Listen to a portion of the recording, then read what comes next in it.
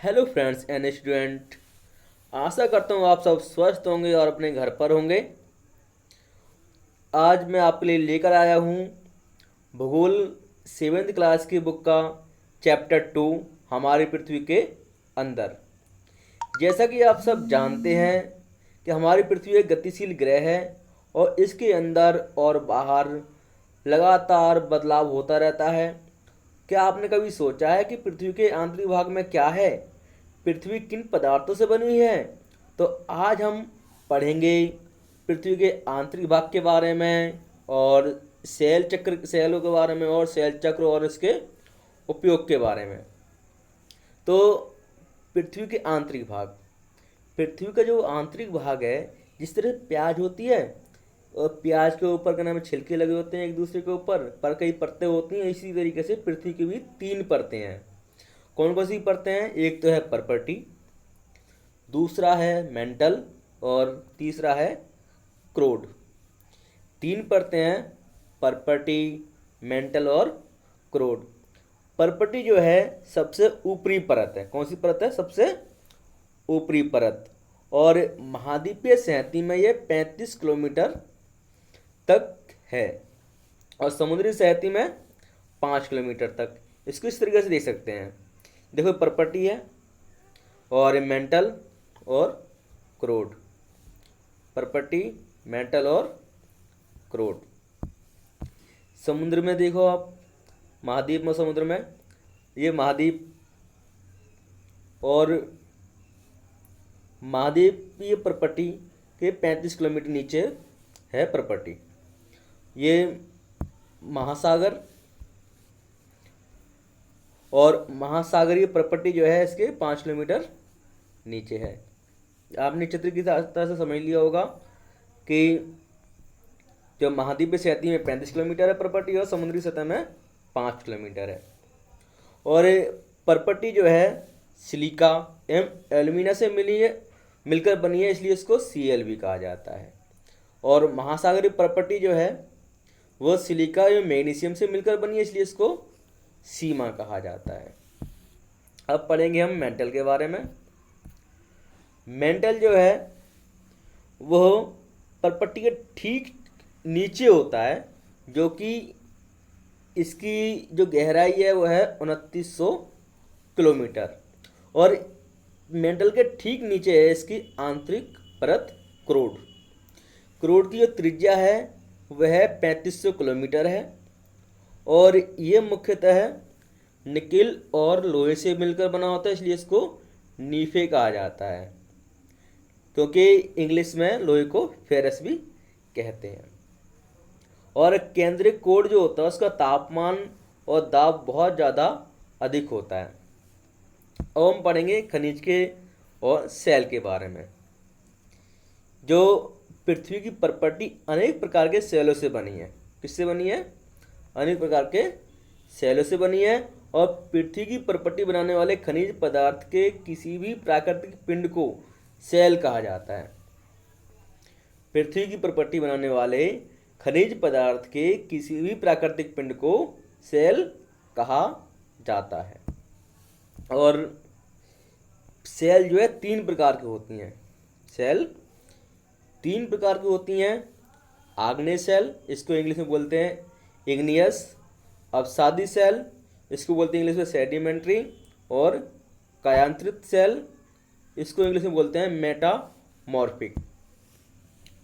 आग्नेय सेल जो शब्द है वो लैटिन शब्द इग्निस से लिया गया है। किससे लिया गया है? लैटिन शब्द इग्निस से, जिसका अर्थ होता है अग्नि। जिसका अर्थ होता है अग्नि। और ये जो मुख्य रूप से आग्नेय सेल जो है द्रवित मैग्मा होता है, जो ठंडा होकर ठोस हो जाता है। ठंडा होकर ठोस आ जाता है, इसको प्राथमिक सेल भी कहा जाता है। और ये 2 प्रकार की होती है। आग्नेय सेल 2 प्रकार की होती है, अंतर्वेदी सेल और बहिर्वेदी सेल। इसके बारे में हम पढ़ते हैं। ये अंतर्वेदी सेल और बहिर्वेदी सेल क्या होती है। जब आपने देखा होगा ज्वालामुखी से लावा निकलता है, वास्तव में आग की तरह लाल द्रवित मैग्मा ही लावा होता है, और जो पृथ्वी के आंतरिक भाग से निकलकर सतह पर आता है। जब ज्वालामुखी फटता है तब जो लावा निकलकर पृथ्वी के ऊपर आ जाता है और वहीं पर वो ठंडा हो जाता है और ठोस हो जाता है। तो परपटी पर इस प्रकार से बने सेल को बहिर्वेदी सेल, बहिर्वेदी आग्नेय सेल कहते हैं। क्या कहते हैं इसको? बहिर्वेदी आग्नेय सेल कहते हैं। और यह जो है सेल जो है ये महीन दानों वाली होती है, बहुत छोटे छोटे इसके दाने होते हैं। इसका उदाहरण है बेसाल्ट, इसका उदाहरण है बेसाल्ट, और दक्कन का पठार बेसाल्ट से बना है। दक्कन का पठार बेसाल्ट से बना है। और जब मैग्मा, अंतर्वेदी सेल के बारे में पढ़ेंगे, जब मैग्मा जो है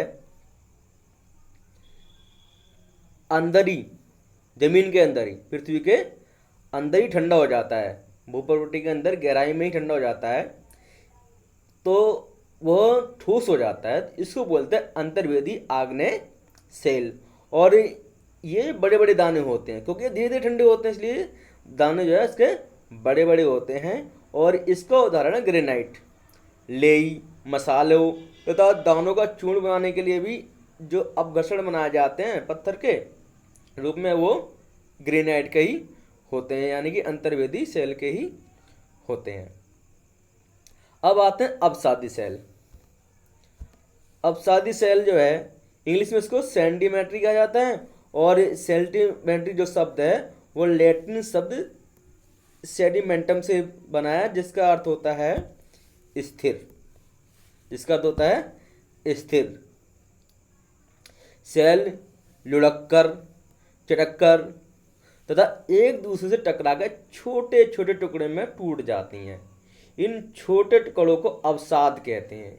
ये अवसाद हवा, जल आदि के द्वारा एक स्थान से दूसरे स्थान पर पहुंचाकर जमा कर दी जाती हैं। ये अवसाद दबकर और कठोर होकर सेल की परत बनाते हैं। इस प्रकार पत्थर रेत के दानों से बनता है। इन सेलों में पौधों, जानवरों एवं अन्य सूक्ष्म कीटाणुओं या सूक्ष्म जीवाणुओं जो कभी इन सेलों पर रहे हैं के जीवाश्म भी हो सकते हैं। तो जीवाश्म जो होते हैं वो क्या होते हैं? अवसाद होता है एक तरीके से, जो सेलों की परतों में दब जाते हैं, मर जाते हैं पेड़ पौधे और जंतु, उन्हों को कहा जाता है जीवाश्म।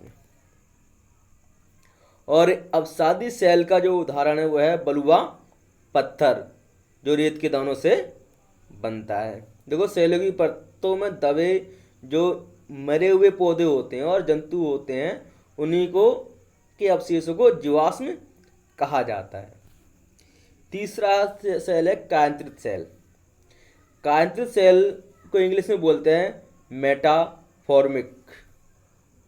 मेटामॉर्फिक बोला जाता है इनको। और मेटामॉर्फिक जो शब्द है वो ग्रीक भाषा का शब्द है, जिसका अर्थ है रूप में परिवर्तन, रूप परिवर्तन। और आग्नेय एवं अवसादी सेल उच्च ताप एवं दाब के कारण कायांतरित सेलों में बदल जाती है, कायांतरित सेलों में बदल जाती है। जैसे उदाहरण के लिए चिकनी मिट्टी जब उच्च दाब और ताप लगता है तो स्लेट में बदल जाती है, और चूना पत्थर जब तापमान बहुत ज़्यादा हो जाता है और दाब भी बहुत ज़्यादा हो जाता है तो संगमरमर में बदल जाता है। अब इनका उपयोग क्या होता है? तो सड़क बनाने में, घर और इमारत बनाने में, और खेलने के लिए भी हम इनका उपयोग करते हैं, और पुल बनाने में भी इनका उपयोग किया जाता है।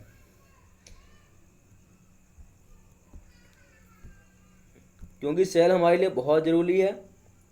जैसे आपने खेल में कैसे पिट्ठू देखे होंगे, गर्म पिट्ठू खेलोगा आपने, 5 पत्थर गिट्टी खेलोगे, अपने दादा दादी या माता पिता पड़ोसी आदि से भी पूछ सकते हैं आप कि हम जो है पत्थरों से कैसे पहले खेला करते थे। अब हम सेल चक्र के बारे में पढ़ेंगे। सेल चक्र क्या है? एक सेल से दूसरे सेल में परिवर्तन, यानी कि आग्नेय सेल से अवसादी सेल में परिवर्तन और अवसादी सेल से कायांतरित सेल और आग्नेय सेल से भी कायांतरित सेल में बदलाव को हम कहते हैं सेल चक्र। इस चित्र की सहायता से हम समझ सकते हैं कि जब द्रवित मैग्मा, जो गर्म मैग्मा है लावा, वह पृथ्वी पे आने के बाद में या पृथ्वी के अंदर ठंडा हो जाता है तो आग्नेय सेल बन जाता है। और आग्नेय सेल छोटे छोटे टुकड़ों में, किसमें? छोटे छोटे टुकड़ों में टूटकर एक स्थान से दूसरे स्थान पर पहुंचकर अवसादी सेल का निर्माण करते हैं। और ताप और दाब के कारण ये आग्नेय सेल और अवसादी सेल कांतित सेल में बदल जाते हैं। और बहुत ज़्यादा तापमान और दाब के कारण कांतित सेल जो सेल होती है वो फिर से क्या बन जाती है? मैग्मा बन जाती है। और मैग्मा फिर से ठंडा होकर आग्नेय सेल में बन जाता है। तो यह चक्र चलता रहता है, इसी को कहते हैं सेल चक्र। और सेल विभिन्न खनिजों से बनी होती है। सेल किससे बनी होती है? बहुत सारे अलग अलग खनिजों से सेल बनी होती है। और खनिज पदार्थ, जो खनिज प्राकृतिक रूप में पाए जाने वाले पदार्थ हैं जिनका निश्चित भौतिक गुणधर्म एवं निश्चित रासायनिक मिश्रण होता है, खनिज मानव जाति के लिए बहुत महत्वपूर्ण है। कुछ का उपयोग ईंधन की तरह होता है, जैसे कोयला, प्राकृतिक गैस, पेट्रोलियम, लोहा, एल्युमिनियम और सोना, यूरेनियम आदि। तो आज हमारे ये चैप्टर यहाँ पर समाप्त होता है। अब इसके प्रश्न और उत्तर आपको करने हैं, इसकी PDF मैं आपको सेंड कर दूंगा। धन्यवाद। वीडियो आपको कैसी लगी कमेंट बॉक्स में ज़रूर बताएं और जो भी आपको कमियां लगेंगी इसमें वह अवश्य लिखें।